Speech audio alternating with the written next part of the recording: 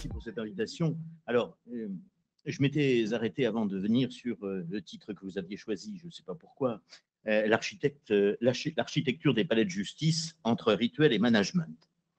Et ce titre m'avait inspiré quelques observations déjà. Sur le mot rituel, est-ce que c'est caricaturer les choses que de dire que les palais de justice sont faits de deux types, au sens d'idéal type, deux types d'espaces, les uns dominés par les rituels judiciaires, qui en déterminent depuis très longtemps les formes, les dispositions, les volumes, quelles que soient les symboliques qui, elles, sont variables par lesquelles passe ce rituel. Et ce sont les salles d'audience, ce sont les salles des pas perdus, ce sont les salles de délibéré. Et puis les autres espaces qui, naguère, étaient quoi? Des bureaux, des cabinets de travail, gouvernés par la seule hiérarchie des professions qui y travaillaient.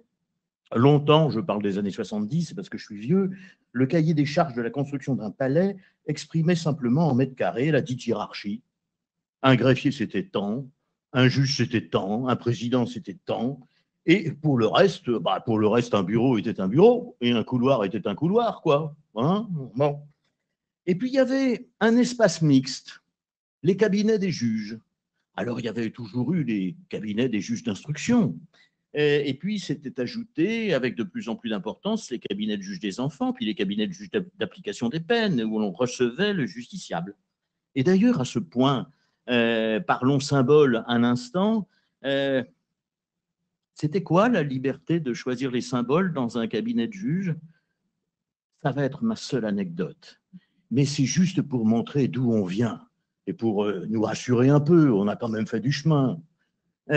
J'ai connu un palais de justice, c'est sur la côte ouest, où un juge d'instruction recevait les justiciables et les avocats, avec derrière lui, c'est lui qui avait choisi sa déco, un symbole un peu particulier. C'était une très très grande gravure qui représentait un cavalier prussien, sabre au clair, casque à pointe, et en dessous, une légende toute simple, mais grosse, en gras et soulignée, chargée, point d'exclamation. Était-ce un symbole pour lui? Je n'ai jamais osé lui poser la question et je le regrette un peu. Donc, il y avait ces espaces mixtes et voilà, et on faisait avec tout ça. Et puis, le management s'en est mêlé. Et rendons-lui grâce, il nous a obligés à repenser tout cela. Et j'entends par management la notion au sens la plus large. Je m'appuie sur les travaux, par exemple, de Valérie Boussard, professeure de sociologie à Nanterre, c'est-à-dire l'ensemble du discours, le logo gestionnaire, et puis les dispositifs, les démarches, les techniques, et puis les pratiques qui s'en suivent, et avec tous les changements organisationnels que ce management peut impliquer.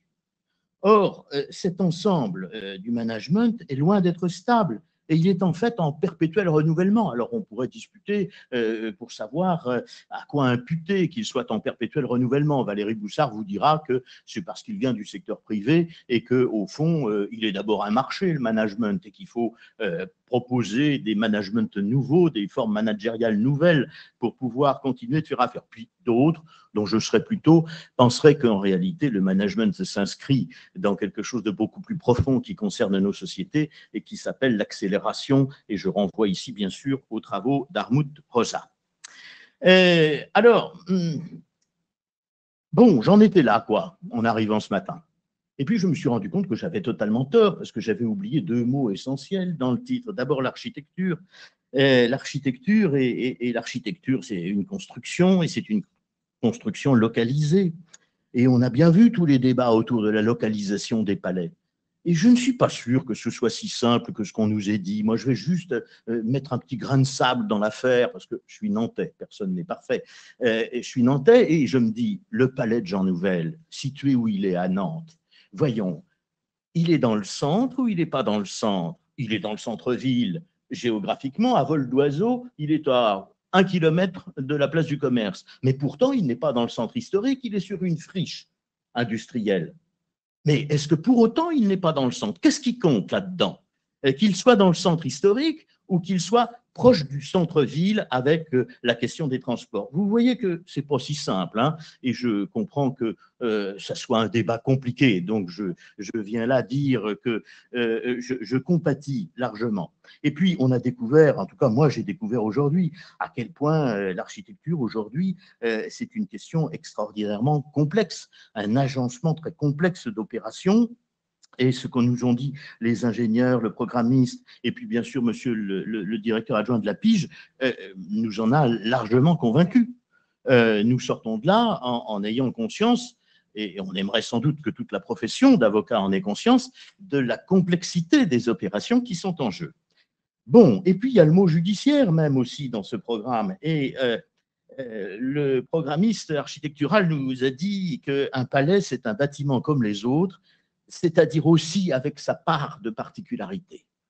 Je pense que c'est très, très juste. Mais c'est même encore peut-être un peu plus compliqué que ça, si j'ai bien compris, parce qu'il y a des particularités générales et des particularités spéciales. Les particularités générales, qui sont celles de tous les palais de justice, et puis on a entendu Raphaël Constant, et puis on a entendu, etc. Et on voit bien que c'est évidemment compliqué. Un projet, la manière de penser un projet, on nous a dit, alors c'est très compliqué parce qu'il y a une multiplicité de données, une multiplicité des enjeux, et on a bien compris que la manière de monter un projet n'a plus rien à voir sans doute, je parle sous votre contrôle, avec ce qui se faisait il y a 15 ans. C'est-à-dire que tout s'accélère à une vitesse impressionnante. Et ça aussi, il faut bien sûr l'avoir en tête. Alors, au fond, en vous écoutant tous aujourd'hui, je me suis dit que il y avait un mot qui manquait dans le titre parce qu'il a été présent absolument toute la journée. Toute la journée. Vous n'avez en réalité parlé que de cela, du temps. C'est quand même curieux dans un colloque sur l'espace. Mais c'est comme ça, et c'est très intéressant. Alors d'abord, on nous a évoqué, bien sûr, et c'était normal, les situations très dégradées que l'on a connues. Elles ont été rappelées. Bon, ça aurait été étonnant que seuls les palais de justice échappent à la misère de la justice que les États généraux ont si bien pointé pendant des décennies, bien sûr, Étienne Andrange a rappelé les constructions et au fond que 4e et 5e République, à part les reconstructions d'après bombardement, il n'y a pas eu grand-chose. Franchement, les premiers palais nouveaux, c'est quoi? C'est des choses comme la Roche-sur-Yon en 1972, à peu près. Mais vous voyez, c'est un peu tard. Bon, le reste, ça n'a été que de la reconstruction après destruction. Donc, on a eu on sort de cette misère. On sort de cette misère et tout ça qui se fracasse avec la rupture profonde que j'ai évoquée tout à l'heure, c'est-à-dire l'arrivée d'une pensée managériale sur ces questions. Et puis, François Saint-Pierre nous a dit que le temps dure longtemps, le temps des palais dure longtemps. Et c'est vrai, il m'a fait me souvenir de ce que moi aussi j'ai plaidé devant des cours d'assises modèle années 30. C'était au Mans.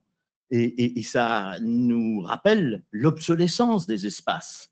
C'est-à-dire que quelquefois, l'espace ritualisé d'une salle d'audience n'a plus rien à voir avec ce qu'est l'organisation de la justice pénale et la manière dont, par exemple, magistrats professionnels et jurés travaillent. Alors, ça veut dire qu'avant même de penser les anticipations, est-il possible qu'aux évolutions de la justice, les espaces judiciaires puissent s'adapter, qu'on tire au fond la leçon de ce que François a rappelé là et qu'on fasse le plus vite possible pour adapter. Et vous avez, Monsieur Monod, abordé cette question tout à l'heure en nous parlant, j'y reviendrai, des espaces modulables. Le président Gallet-Masbran a, sur le temps, évoqué quelque chose d'essentiel, c'est-à-dire les deux enjeux qu'il a soulignés. Comment arriver à savoir, 10 ans avant la livraison d'un bâtiment, ce qui se passera 30 ans après? Et puis, comment penser un tribunal en fonction des nouvelles organisations du travail? Alors, d'autres intervenants sont venus apporter leur pierre à cette réflexion. Je pense qu'elle est tout à fait centrale. Elle est tout à fait centrale et bien entendu, c'est un des enjeux peut-être les plus compliqués. Comment penser les palais avec, on l'a dit à l'instant, l'évolution du numérique, sur le travail, le télétravail, l'évolution du nombre de professionnels à court et moyen terme qui vous place devant une situation extrêmement compliquée tout de même, j'imagine. Et donc, on a tout ça. Et puis, le temps encore, sous d'autres formes, et c'est Françoise qui demandait qu'on est en tête, que l'avocat au palais, il connaît au moins autant de temps d'attente que de temps d'intervention et qu'il faut en tenir compte. Ça fait écho, bien sûr, à ce que disait à l'instant Laurence. Et puis, il y a d'autres thèmes qui ont un peu effleuré, dont on voit bien qu'il faudrait les creuser encore. L'usure des bâtiments, c'est vous, Monsieur le Président Gallet-Masseron, qui m'y a fait penser. Au fond, le tribunal de Bobigny, il n'est pas très vieux. Et on a aujourd'hui, sans doute, du fait de plusieurs facteurs, des bâtiments qui s'usent beaucoup plus vite qu'autrefois, ne serait-ce que par le fait qu'ils sont fréquentés par des masses de personnes. Vous avez rappelé les chiffres, des masses de personnes, et qu'un bâtiment, ça s'use aussi à raison de ceux qui y passent. Donc, on a des changements absolument profonds dont il est difficile parfois, sans doute, de tenir compte ensemble. Alors, construire un lieu de justice aujourd'hui, je me suis dit, si on me demande, et d'ailleurs on va me le demander à l'IERDJ, où nous sommes en train de travailler sur les professions judiciaires, l'accélération et l'individualisation. Et j'ai pensé que ce que j'entendrai aujourd'hui à ce colloque peut nourrir partiellement notre réflexion là-dessus. Alors, j'ai essayé de mettre au clair, là, puis j'en ai pour 5 minutes, ce que je retire de tout ce qui a été dit. J'ai compris qu'en plus d'être technique et qu'il y a des contraintes techniques aujourd'hui importantes et nouvelles, la construction d'un lieu de justice est une question éminemment politique au sens noble du terme. Et que, bien entendu, il faut éviter que les uns et les autres instrumentalisent des questions techniques pour masquer une prise de position politique. Il faut être au clair sur les responsabilités de chacun des décideurs, histoire de ne pas monter des faux procès. Il ne faut pas, il faut sans doute aussi que la profession d'avocat, je suis au CNB, je m'adresse un peu à la profession, il faut sans doute que la profession d'avocat soit plus au clair sur qui fait quoi dans cette affaire, entre la pige, entre le ministère, entre les chefs de juridiction, etc. On sent bien, enfin, je me doute bien, je parle sous le contrôle de plusieurs bâtonniers, qu'il n'y a pas grand monde sans doute dans la profession qui a une idée assez claire de qui fait quoi dans cette affaire. Bon, il faut dire que ce n'est pas tout simple, mais enfin quand même, on peut peut-être faire des efforts pour un peu mieux comprendre. Penser, institutionnaliser, organiser en temps utile les concertations, ça, nos deux bâtonniers nous l'ont dit fortement, et je crois qu'il y a un enjeu essentiel là-dessus. Mais repérer les prérogatives émergentes, l'évolution vers l'amiable, etc., on voit bien aussi que ça va être essentiel pour la profession d'avocat. Penser des bâtiments qui puissent s'adapter aux évolutions futures accélérées, et c'est toute la question des bâtiments modulables. Prendre le temps d'écouter les observateurs de la justice, Olivia Dufour et Monsieur de Nouveau nous ont convaincus de ce que c'était utile et qu'on apprend beaucoup, et puis écouter aussi les chercheurs étrangers, et puis écouter les expériences étrangères. Penser le rapport entre l'espace judiciaire et la déspatialisation de l'audience. J'ai écouté avec attention Monsieur de Nouveau là-dessus et ça m'a rappelé ce que j'ai entendu dire par Carole Damiani de l'expérience des victimes sur la web radio du procès du 13 novembre. C'est extrêmement intéressant et important. Et on voit bien à quel point, comment dire, suivre un procès dans simplement un espace, comment dire ça, un espace auditif, je ne suis pas enfin vous me comprenez, à la radio quoi, hein, bon, eh bien ça n'a absolument rien à voir avec même le fait d'aller à l'audience et de ne pas assister à toutes les audiences, mais ça ne se passe pas de la même manière. Enfin, pensez bien sûr le contrôle de la sécurité des espaces judiciaires, vous êtes plusieurs à l'avoir dit, et j'ai eu le sentiment là que il y a des marges de progression et que les magistrats peuvent entendre une partie de ce que disent les avocats, que sans doute il y a des questions là de, comment dire, de représentation un peu faussée entre les deux professions, c'est pas nouveau, ce n'est pas seulement le cas pour les espaces judiciaires, et on sait bien qu'il y a de la marge de manœuvre. Le conseil consultatif sur la déontologie en est un exemple. Alors, j'en termine, parce que je crois que je suis au bout de votre patience. Un mot d'universitaire quand même, quoi. Ces dernières années, dans le monde de la recherche, on a beaucoup réfléchi, je ne compte plus le nombre de thèses, sur le temps de la justice. Et Rituel et Management ont été interrogés et passés au crible des usages qu'ils faisaient du temps judiciaire, des mésusages aussi qu'ils en faisaient. Et c'est vrai qu'on a beaucoup moins travaillé sur la question de l'espace, parce qu'on voit bien que sur la question de l'espace, vous l'avez prouvé aujourd'hui par vos invités, il y a nécessité d'une pluridisciplinarité ou d'une interdisciplinarité beaucoup plus forte. Oh, le juriste moyen, il peut travailler sur des questions de temps judiciaire, c'est pas trop compliqué. Mais travailler sur l'espace, on a entendu là que c'est pas possible quand même, hein, pas tout seul. Donc, on comprend bien ce qui s'est passé. Alors, ce colloque a démontré pourtant à quel point c'est essentiel.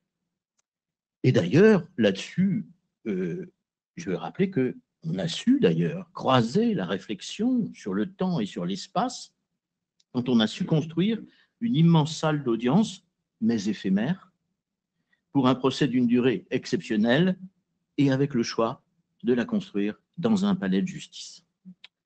Alors, pour finir, je voudrais simplement dire à quel point, moi, ce colloque me réjouit. Et je dirais qu'on devrait parfois écouter, quelqu'un disait que les mots ont une force incroyable, on devrait parfois écouter ce que nous disons quand nous disons tous, les uns et les autres, que la justice est bien rendue quand chacun a occupé sa place, sa bonne place, toute sa place. Eh bien, en parlant d'espace judiciaire, c'est bien de place que nous parlons. Des places qui sont faites aux uns et aux autres, des places qu'il faut revoir, ménager, organiser autrement, etc., etc. Alors, je crois que vous avez tout intérêt de continuer de penser ensemble les places de chacun, les espaces du rituel et les espaces de travail, les espaces de rencontre et les espaces de dialogue, les espaces d'attente et les espaces du public. Tous ces espaces-là, parce que nous avons vu qu'ils sont tous présents là dans vos préoccupations.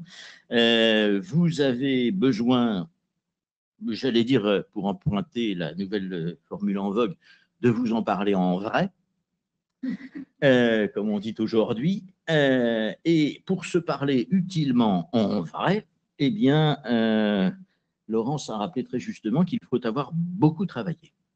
Et non, c'est Françoise qui a dit cela. Il faut avoir beaucoup travaillé, et je le crois bien volontiers, et je crois qu'elle a eu raison de le rappeler et de dire que la profession doit travailler.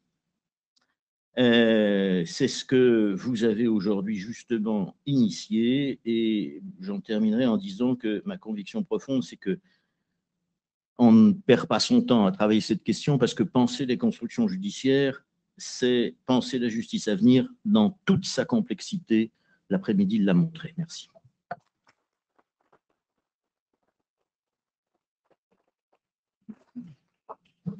Merci infiniment à Jean Dallet pour cette conclusion et ce qui nous ouvre comme réflexion. Et merci infiniment à tous les participants, les intervenants pour leur présence et pour leur patience, et on espère. Et merci aussi infiniment aux équipes du Conseil national des barreaux et à Baptiste Garot qui nous ont aidés à préparer, à concevoir ce colloque.